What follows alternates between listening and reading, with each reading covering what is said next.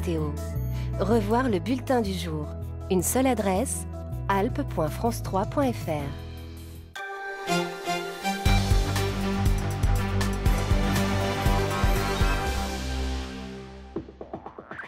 Madame, Monsieur, bonsoir. Au sommaire de ce journal des Alpes, ce dimanche 20 septembre, la coupe Icare, endeuillée par un accident mortel cet après-midi. Un pilote de deltaplane au Savoyard a connu un problème avec son parachute de secours. Il s'est écrasé près de la zone d'atterrissage de Limbin. Il était membre de l'équipe de France de deltaplane. Seuls les deltaplanes et les ULM avaient eu le droit de décoller à cause du vent. Et puis la récolte de la noix de Grenoble débute officiellement lundi prochain, mais les orages et les vents violents qui se sont abattus récemment sur l'Isère ont secoué les arbres. Une perte sèche pour les producteurs, nous verrons cela à Tullin. Enfin, il y a du sport au menu de ce journal avec vous, Frédéric Lefrançois. Quel est le programme, dites-moi ce soir? La page des sports ce soir va nous permettre de retourner à l'âge de glace puisque depuis ce week-end, la Ligue Magnus a repris ses droits. Nous ferons donc le point sur les différentes performances de nos équipes régionales de hockey sur glace. Nous mettrons ensuite les voiles avec la Mini Transat. Et puis, dimanche soir, c'est le jour du dossier sport. Et le dossier sport ce soir sera consacré à l'équipe de handball de Chambéry. En ce début de saison, nous verrons que les Savoyards ont des ambitions et qu'ils se battront avec leurs armes dans un championnat où le PSG et son budget surdimensionné donnent le vertige. A tout à l'heure, Frédéric. Un drame s'est donc joué cet après-midi dans le ciel de Crolles en Isère lors de la Coupe Icare. Un homme d'une trentaine d'années, membre de l'équipe de France de deltaplane, a perdu la vie. Il a lourdement heurté le sol près de la zone d'atterrissage. Son parachute de secours s'est emmêlé dans son aile. Les secours n'ont pas pu le réanimer. Les faits avec Renaud Gardette et Christelle Nicolas. Dans tous les cas, il faut qu'il se fasse examiner. Ok, j'appelle les pompiers. Le choc au moment de l'accident. Tous ces témoins viennent de voir le deltaplane faire une chute libre. Les premiers sur les lieux sont des voisins ainsi qu'une femme médecin. Avec des pinces, ils découpent la voile et les cordages pour extraire le pilote. Alertés, les secours arrivent en quelques minutes avec le renfort du SEMU en hélicoptère. Malgré ses gros moyens, l'homme décède à cause de multiples blessures. Il est tombé au niveau d'une haie avec de nombreux obstacles. Il participait à un spectacle d'acrobatie réservé aux plus aguerris. Âgé d'une trentaine d'années, il était un membre éminent de l'équipe de France de deltaplane. Malgré le vent qui soufflait fort, les ULM et les deltaplanes avaient reçu l'autorisation de décoller. J'ai vu le deltaplane faire des évolutions de la voltige, genre de boucle, de looping. Et à un moment donné, il a dû partir en décrochage. Le commentateur a dit, tiens, attention, il va sortir son parachute de secours. Malheureusement, il a commencé à le sortir et il s'est emmêlé. Et malheureusement, il est parti en torche. Il y avait beaucoup de vent à ce moment-là? Il y avait encore du vent, oui, tout à fait, comme toute la journée d'ailleurs. Juste avant le crash, le parachute de secours a bien été déclenché, mais il n'a pas été suffisant pour éviter le drame. Interrompu un long moment, le spectacle a repris dans l'après-midi pour les 90 000 spectateurs de la Coupe Icare qui font chaque année le déplacement. Dans un communiqué, les organisateurs expriment leur émotion et leur sympathie pour la famille et les proches de la victime. Une enquête de gendarmerie a été ouverte pour déterminer les circonstances de la mort du pilote, décrit comme très expérimenté. De nouveaux coups de feu cet après-midi dans le quartier Tesser à Grenoble. Un jeune homme a été blessé à la jambe après avoir reçu une balle en début d'après-midi. Il marchait dans la rue avec sa compagne. Cette agression intervient au lendemain du décès d'un jeune homme de 22 ans, également blessé par balle dans cette même rue. Les journées européennes du patrimoine s'achèvent ce soir, un week-end durant lequel le public a pu visiter gratuitement le Grand Séchoir, le musée de la noix de Grenoble qui est basé à Vinay, un musée entièrement consacré à cet emblème du Dauphiné, une visite avec les yeux mais aussi avec les doigts puisque l'on pouvait déguster du chocolat et des confiseries à base de noix. C'est le thème de l'exposition temporaire actuelle au Grand Séchoir. Et du côté des producteurs de noix, c'est un peu la soupe à la grimace cette année. Les orages récents ont secoué les arbres et fait tomber un grand nombre de fruits alors que la récolte officielle n'a pas débuté. Voyez le reportage tourné à Tullin par Maëlys Chauvin et Cédric Le Poitvin. À une semaine de la récolte, les producteurs de noix le savent, cette année ne sera pas bonne. Il suffit de regarder par terre, selon les vergers, 10 à 30% de la production est tombée trop tôt, des pertes non négligeables pour la filière. Vous voyez ces noix qui sont tombées par la tempête du 16 et 17 septembre sont complètement vertes et immatures. Donc elles sont impropres à produire de la noix de Grenoble de qualité. La noix de Grenoble, une appellation reconnue depuis 1938, qui représente 25% de la production française avec près de 11 000 tonnes. Aujourd'hui, elle est rémunérée un peu plus de 3 € le kilo pour un coût de production de 2 €. Pour le secteur, c'est la reconnaissance de la qualité du label. Or, pour le protéger, l'interprofessionnel vient de décider que ces noix tombées précocement devront au mieux être valorisées en huile ou en cerneau et au pire, détruites. Aujourd'hui, la noix est correctement payée aux producteurs et il faut que, pour conserver cette valorisation, absolument faire de la qualité. Donc, dans l'ensemble, une très grande majorité, les producteurs ont bien compris cette décision. Soit par broyage, soit par ramassage, les producteurs de noix de Grenoble AOP devront donc nettoyer leur verger de ses premiers fruits avant la vraie récolte qui, elle, débutera le 28 septembre. Allez, on ouvre maintenant notre page sport avec Frédéric Lefrançois. Et Frédéric, on débute avec la première journée de la Ligue Magnus et du hockey sur glace. Effectivement, c'était la rentrée des glaces hier soir pour les équipes régionales. Nos 3 équipes régionales encore présentes en Ligue Magnus. À l'occasion de cette première journée, les Brûleurs de Loup, donc l'équipe de Grenoble, recevaient l'Étoile Noire de Strasbourg. Et cette Étoile Noire de Strasbourg ne s'est pas privée de jouer les Dark Vador en battant les Grenoblois à domicile dans leur patinoire de Pôle Sud. Strasbourg donne le ton dès le début du match. L'Étoile Noire ouvre le score à la 2e minute de jeu. Grenoble presse la défense adverse et revient au score par 2 fois grâce à Ryan Barlock et Petr Kalus, mais ne parvient pas à tenir les jaunes en échec. Lueur d'espoir à la 28e minute, Eric Chouinard décoche un superbe tir de loin et donne l'avantage aux Brûleurs de Loup. Un espoir de courte durée, 29 secondes. Strasbourg égalise et ne laissera plus rien rentrer. C'est toujours pareil, sur le papier, on peut toujours avoir une équipe incroyable, mais après c'est sur le terrain que ça se joue et voilà, on n'est pas au point, je pense qu'on l'a vu, mais on travaille fort pour ça et ça va le faire. En 3e période, les joueurs d'Edo Terglav se heurtent systématiquement aux gardiens strasbourgeois. Grenoble est fébrile et finit par chuter à 6 minutes de la fin. L'Étoile Noire s'impose 4-3 face aux Brûleurs de Loup. Après la défaite de mardi, je la trouvais difficile à digérer, mais ce soir, c'est encore plus frustrant. D'un côté, on commence la saison, mais d'un autre côté, il faut trouver des solutions, et puis les solutions sont à l'interne. Quand tu ne travailles pas en équipe, ça ne marche pas. Un qui tourne à gauche, qui est supposé tourner à droite, l'autre est au bout de l'autre patinoire. C'est compliqué. C'est comme ça, c'est sport d'équipe, c'est pas sinon tu peux jouer au tennis ou d'autres choses, hein, c'est comme ça. L'entraîneur de Grenoble prévoit de laisser quelques joueurs trop individuels au vestiaire lors du prochain match. Ce sera mardi à Lyon pour la Coupe de la Ligue. Il n'y avait pas que Grenoble qui jouait hier soir, alors du coup on jette un coup d'œil également aux autres résultats de cette première journée. Les Brûleurs de Loup ont donc été défaits, tout comme les Hauts-Savoyards de Morzine, Avoria, Léger qui ont subi les foudres rouennaises, défaites 8-2. Enfin, coup de chapeau à Chamonix qui a offert du spectacle et du suspense pour la reprise. Victoire 7-5 face à Dijon. Le public n'a pas dû s'ennuyer. Ah, effectivement. On passe de la glace à la mer avec le départ de la Mini Transat et un montagnard parmi les marins. Ce montagnard, c'est Arnaud Machado et effectivement, il participe à la Mini Transat dont le départ a été donné hier depuis Douarnenez. C'est en Bretagne, dans le Finistère. La Mini Transat, c'est une grande traversée de l'Atlantique avec une étape aux Canaries avant de mettre le cap sur Pointe-à-Pitre en Guadeloupe, charmante destination. La Mini Transat s'effectue sur le plus petit bateau de course au large du monde puisqu'il ne mesure que 6,50 mètres. Et c'est donc dans ce tout petit réduit que va naviguer Arnaud Machado, un Savoyard, un Haut-Savoyard, qui a vraiment le pied marin, mais qui surtout a dû faire d'énormes efforts pour participer à cette mini-transat qui est organisée depuis quelques années et qui réunit surtout plus de 70 skippers. Arnaud Machado, à 30 ans, il va enfin réaliser son rêve. Une traversée de l'Atlantique en solitaire. Un projet peu banal pour ce marin d'eau douce qui a décidé de venir se frotter à la Grande Bleue, légèrement plus salée.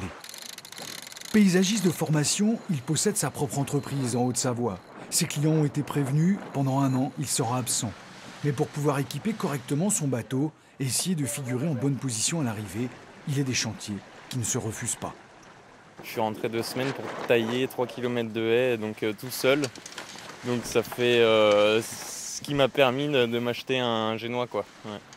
Pas le choix parce que sinon j'ai pas le budget global pour faire la mini transat. Donc du coup on réfléchit pas trop et on y attaque, quoi. Le budget idéal sur 2 ans, 125 000 € qui ne sont pas au rendez-vous pour Arnaud, malgré ses économies et quelques sacrifices, comme dormir dans son petit camion. À croire que les entreprises savoyardes sont moins sensibles que d'autres au charme des aventuriers de la Grande Bleue. Venant de Haute-Savoie, ouais, c'est pas évident parce qu'en fait ils ont pas du tout la notion de la course au large. Du coup on essaye de demander, mais ils sont pas plus que ça intéressés pour la course au large. Du coup, c'est pas évident. Ouais. Un sacré client pour ses concurrents, qui c'est sûr va prendre du plaisir pendant cette traversée.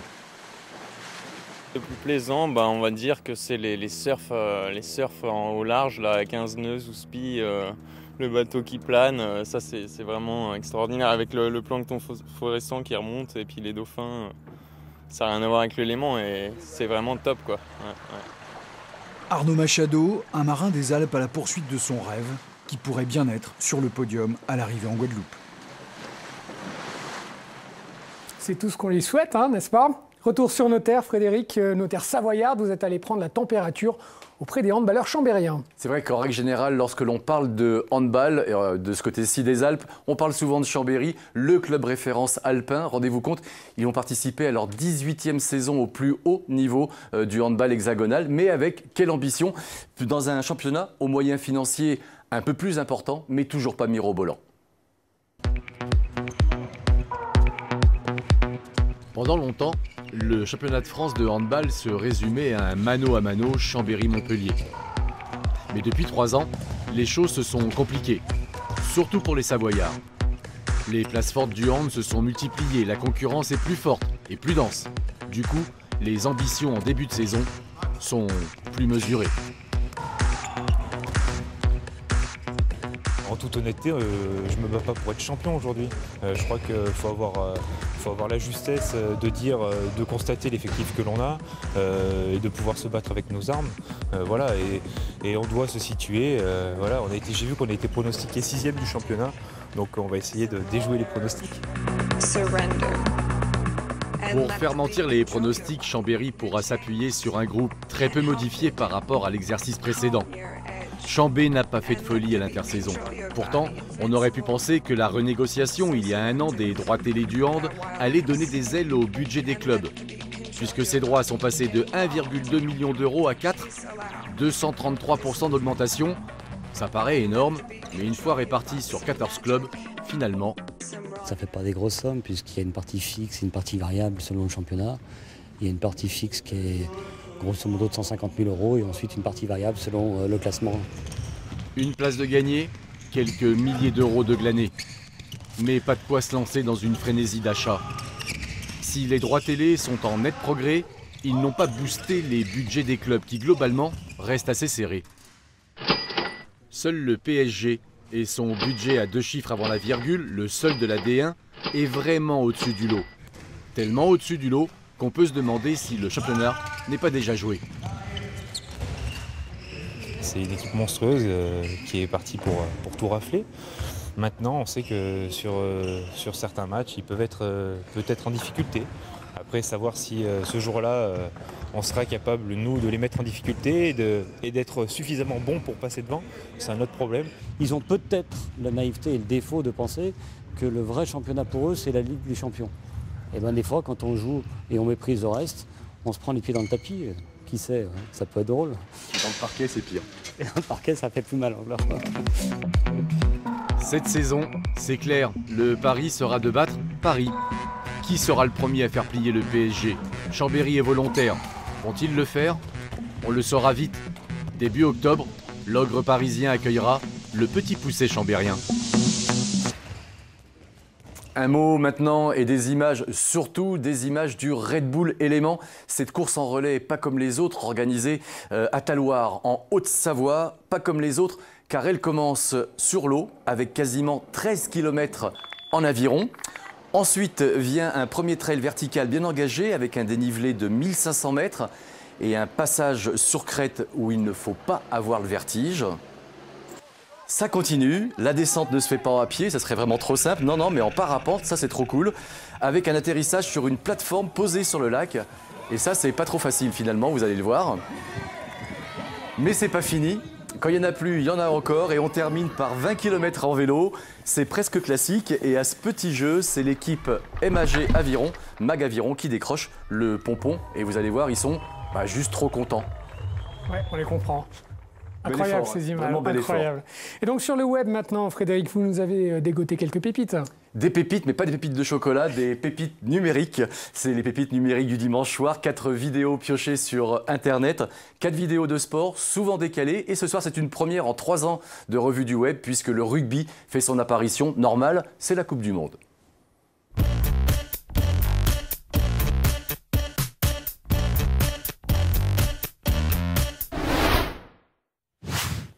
Et on débute avec un garçon pas maladroit avec sa crosse. Lui, c'est Sidney Crosby, joueur de NHL qui évolue chez les Pingouins de Pittsburgh. Un serial shooter qui fait mouche sur tout ce qui bouge. Et dans un style un peu différent, il y a aussi Weber, défenseur des Predators de Nashville. Lui, c'est le king du tir longue distance, très longue distance avec poteau rentrant. La classe américaine, quoi.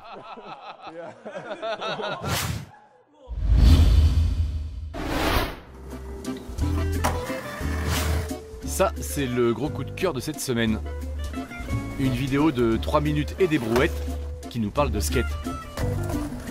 Mais là, on est loin de LA, du bitume et des tricks de malade. Non, cette fois, ça se passe en Italie, à la campagne, et on est plus en balade qu'en session qui déchire l'asphalte.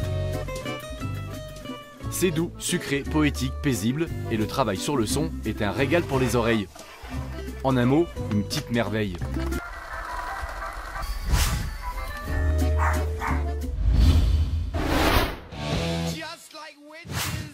L'image n'est pas terrible, ça sent la VHS à plein nez. Mais on y voit encore assez pour se rendre compte que pour certains, il est difficile de choisir entre 2 disciplines. Du coup, ils pratiquent les 2 en même temps. Et voilà comment on arrive au snow-kayak. Un amalgame curieux entre le kayak et la neige. C'est pas dit que ça finisse aux Jeux Olympiques, mais apparemment ça procure de grosses sensations.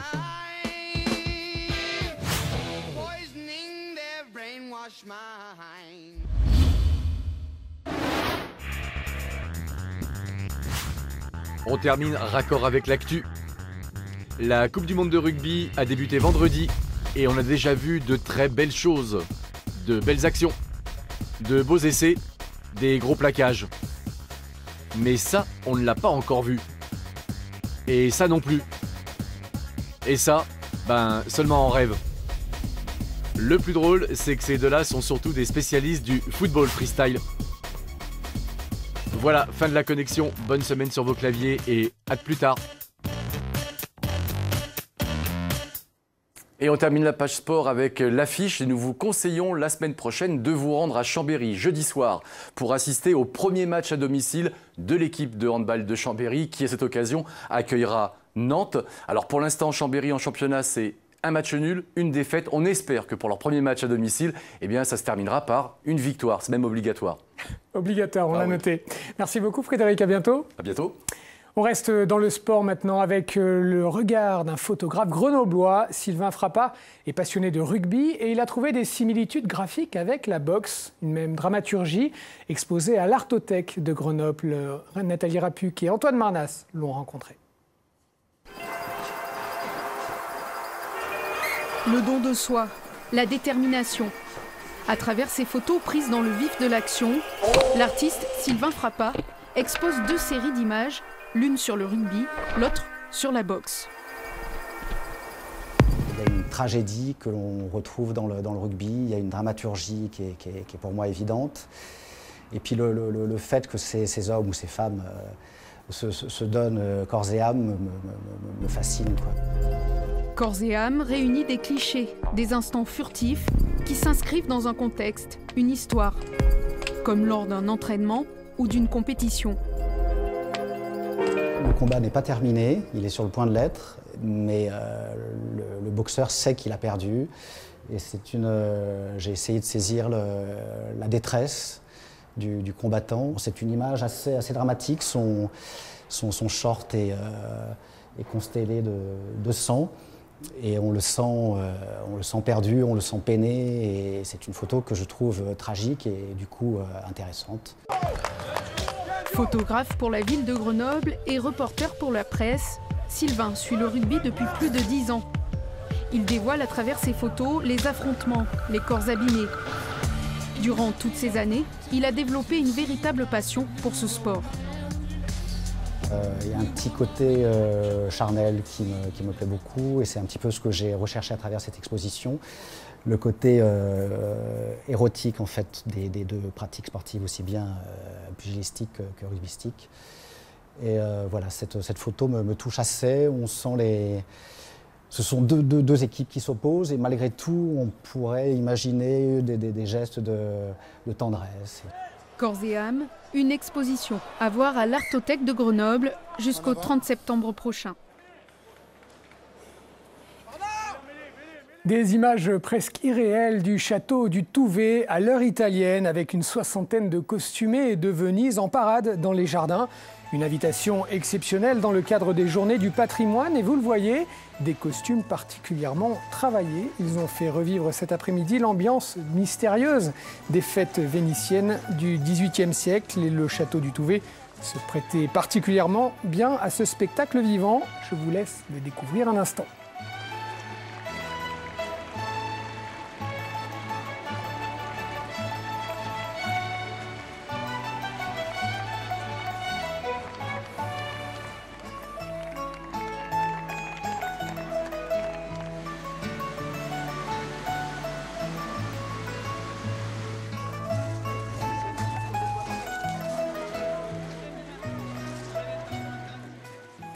Avant de refermer ce journal, je vous rappelle ce qui a fait la une de cette édition, ce drame qui s'est joué cet après-midi lors de la Coupe Icare à Crolles, la mort d'un jeune pilote de deltaplane originaire de la Haute-Savoie.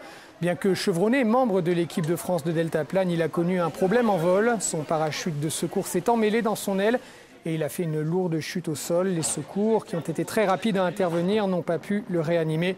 Le monde du vol libre est donc en deuil ce soir. C'est la fin de ce journal. Merci de votre attention. Tout de suite, votre météo régionale suivie de votre édition nationale.